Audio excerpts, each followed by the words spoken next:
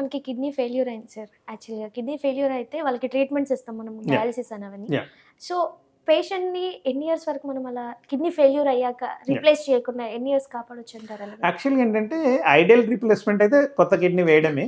కానీ in case చాలా మందికి ఉండరు, డోనర్స్ దొరకరు, అలాంటప్పుడు 2 రకాల ట్రీట్మెంట్స్ ఉన్నాయి. ఒకటి పెరిటోనియల్ డయాలిసిస్ అంటాము, రెండోది హీమోడయాలిసిస్ అంటాం. పెరిటోనియల్ డయాలిసిస్ అంటే ఏంటంటే ఇంట్లోనే మనం డయాలిసిస్ చేసుకోవచ్చు. అది చాలా అడ్వాంటేజ్. సో కడుపులో ఒక చిన్న పైప్ లాంటిది పెడతాము, ఒక లిక్విడ్ని ఎక్స్చేంజ్ చేసుకుంటూ ఉంటాం.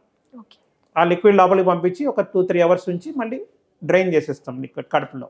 సో దాన్ని పెరిటోనియల్ డయాలిసిస్ అంటాం. ఇది చాలా కామన్గా బయట కంట్రీస్లో అంతా కూడా చేస్తారు. ఎందుకు అంటే హాయిగా ఆఫీస్కి వెళ్ళి వచ్చేయచ్చు, ఇంట్లోనే ఎక్స్చేంజ్ చేసుకోవచ్చు ఆ ఫ్లూయిడ్స్ అనేవి.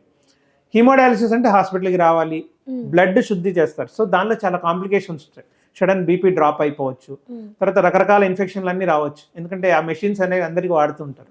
సో ఒకరి నుంచి ఒకరికి హెపటైటిస్ బి కానీ రకరకాల ఇన్ఫెక్షన్స్ ఉంటాయి, అవి స్ప్రెడ్ అయ్యే రిస్క్ ఉంటుంది.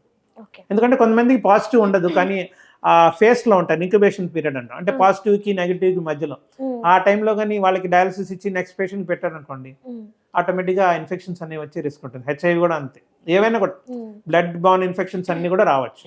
ఆ ప్రికాషన్స్ అన్ని తీసుకుంటారు జనరల్గా చేసే ముందర, కానీ రిస్క్ అనేది ఉంటుంది. హిమోడయాలిసిస్కి అదొకటి. బీపీ డౌన్ అయిపోతుంది, షాక్లోకి వెళ్ళిపోతారు చాలా మంది చనిపోతారు కూడా. సో ఈ హిమోడయాలిసిస్కి కొంచెం రిస్క్స్ ఉన్నాయి కంపారిటివ్లీ.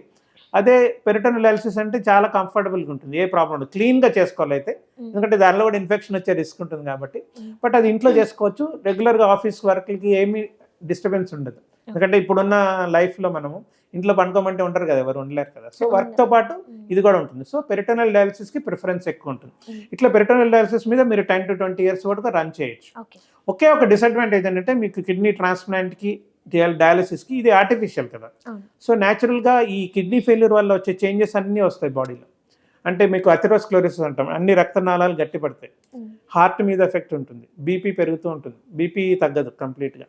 అట్లనే అన్ని ఆర్గన్స్ కూడా ఎఫెక్ట్ అవుతూ వెళ్తాయి. మీకు ఎట్లయితే కిడ్నీ ఫెయిల్యూర్లో ఎఫెక్ట్స్ ఉంటాయో అలానే కంప్లీట్ అన్ని ఆర్గన్స్ మీద ఈ డ్యామేజ్ పడుతూ ఉంటుంది. సో న్యాచురల్గా కిడ్నీ మార్పిడికి దీనికి డిఫరెన్స్ అది. ఎప్పటికీ వాళ్ళ న్యాచురల్ లైఫ్ అంటే మన నార్మల్ వాళ్ళలాగా కంప్లీట్గా ఉండదు 100%. ఒక 70-80% వరకు లైఫ్ నార్మల్గా లీడ్ చేయొచ్చు.